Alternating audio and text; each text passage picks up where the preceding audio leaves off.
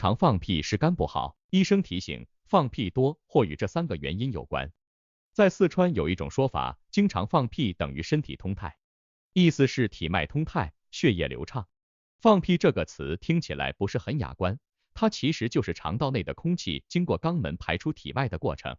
人之所以会放屁，是因为我们的肠道里面有很多细菌，它们在分解食物的时候会产生气体，这些气体会随着肠道蠕动进入直肠，最后通过肛门排出体外，形成所谓的屁。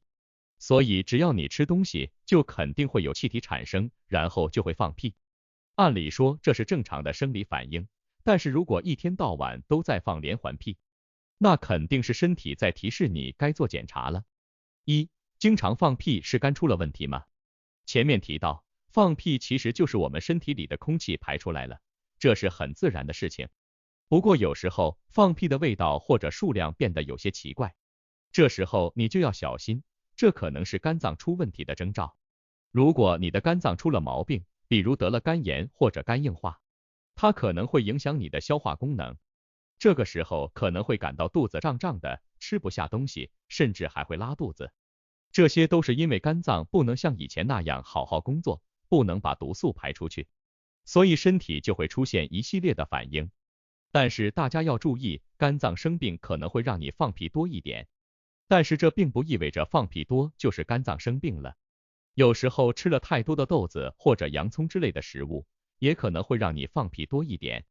还有一种情况，就是你的肠道里面的细菌太多了，它们在分解食物的时候会产生很多气体，这样也会放很多屁。关于正常的屁和病理的屁，咱们可以通过身体症状来判断。首先可以观察一下自己有没有其他的症状，比如说肚子疼、不想吃饭、浑身没劲等等。如果你有这些症状，而且放屁也比平时多，那最好还是查查。当然，如果只是偶尔放几个屁，那就不用太担心了。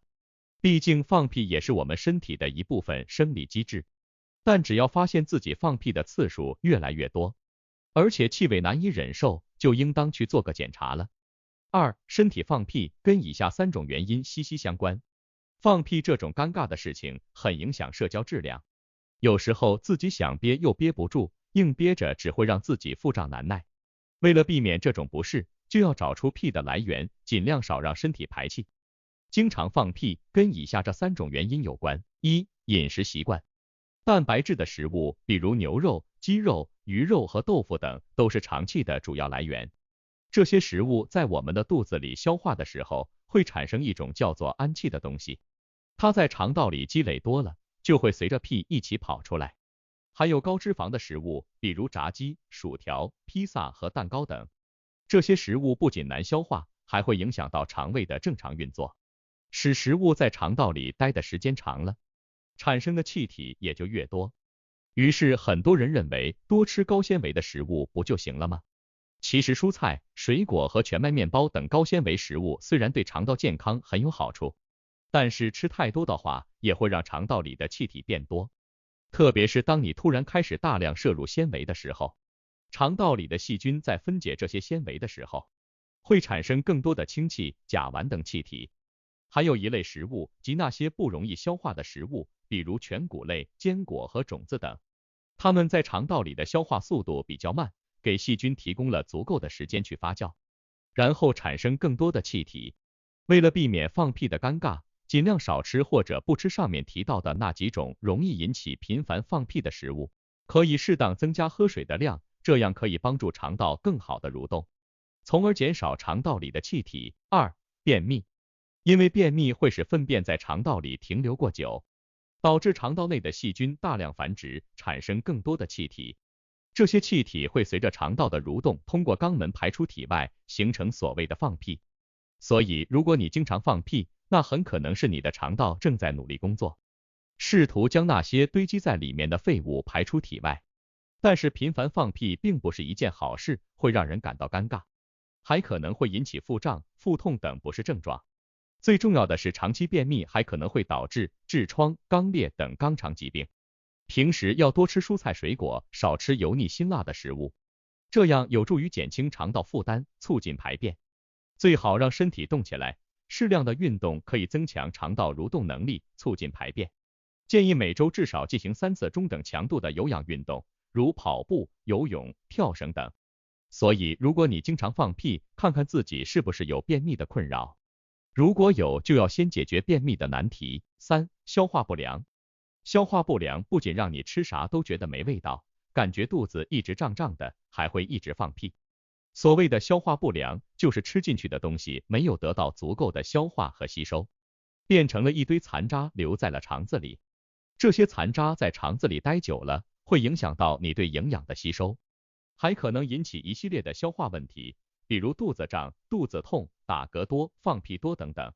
这里面最明显的症状就是放屁次数多，因为消化不良的时候，那些吃进肚子里的食物残渣没法好好消化，就给了肠道里的细菌好多繁殖的机会。有些细菌会把这些残渣分解掉，然后吐出一堆气体，比如说氢气、甲烷或者硫化氢之类的。这些气体一多，你的屁股就开始开火了。如果消化系统出了问题，肠道的蠕动自然会变慢或者变得不规律。这样一来，气体在肠道里待的时间就长了，放屁的概率也就会增加。3、应对频繁放屁，这些小妙招请收好。放屁这种看似微不足道的事情，让很多人觉得难以启齿，而且难以控制。正常情况下，每天排气次数约10次左右，但如果排气过于频繁，肯定会影响社交质量和家庭关系。除了病理因素外，咱们要想办法降低排气的次数。1、调整饮食习惯，尽量少吃那些容易产生气体的食物，比如豆类、洋葱、大蒜、红薯、土豆等。吃饭的时候慢慢的吃，不要狼吞虎咽，这样不仅能让食物更好消化吸收，还能避免吸入过多空气。尽量不要在吃饭的同时讲话或大笑。喝水的时候，如果有条件，可以考虑使用吸管喝水，这样可以减少吞咽空气的概率。2、不要憋屁。相信很多人都有过憋屁的经历，尤其是在公共场合或者与他人相处时，为了避免尴尬而选择忍住不放。其实这样做对身体不太好，因为憋屁会导致肠道内的气体无法及时排出。这些气体中含有硫化氢、粪臭素、氨气等有害物质，如果被肠道吸收进血液，最终会进入肝脏，增加肝脏的负担，降低排毒能力。而且把屁憋回去后，气体大量积聚在肠道内，容易导致腹胀、腹痛等不适症状。还有一点就是憋屁可能会影响胃肠道的蠕动，使消化功能下降，进而引发便秘。长期便秘会导致肠道内的废物堆积增多，毒素积累加剧，从而产生更多的废气，陷入恶性循环。建议大家尽量不要憋，有气就放。但是在某些特殊场合，比如开会、约会等，可以适当控制一下自己的排气量，以免影响到别人。3、多运动。适量的运动可以帮助肠胃蠕动，让那些多余的气体排出去。比如说每天散步半小时，或者做做瑜伽什么的。当然，如果你平时工作忙没时间锻炼，那就在家里跳跳绳也是不错的选择。4、维持肠道菌群。如果肠道里住的都是好细菌，那我们的消化系统就会像一座城市一样井然有序。如果是里面住满了坏细菌，整个肠道就会堵车。所以让肠子里的细菌保持平衡才是硬道理。解决这个麻烦最好的办法就是补充益生菌，它们有点儿像细菌，但却是能为我们的身体服务的那一类。益生菌住在我们的肠道里，能帮助我们改善肠道环境，让肠道变得更健康。比如我们平时吃的酸奶、乳酸菌饮料等等都含有大量的益生菌，它们就像是肠道里的清洁工，把垃圾赶走，让肠道变得干净整洁。5、看医生。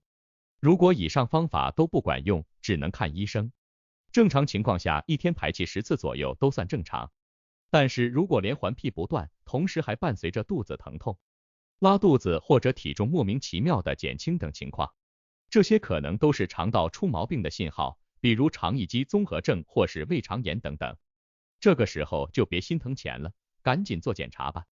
人的身体其实很敏感的，尤其是当疾病出现的时候，身体会通过各种症状提示你该做检查了。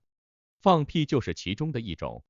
但是大家也别过于紧张，因为有些人是没有搞清楚食物的营养成分，错误的饮食，吃了一些很难消化又很容易产生气体的食物，所以老是排气。如果你也经常排气，就排查一下有没有3种原因，并且调整一下自己的生活习惯。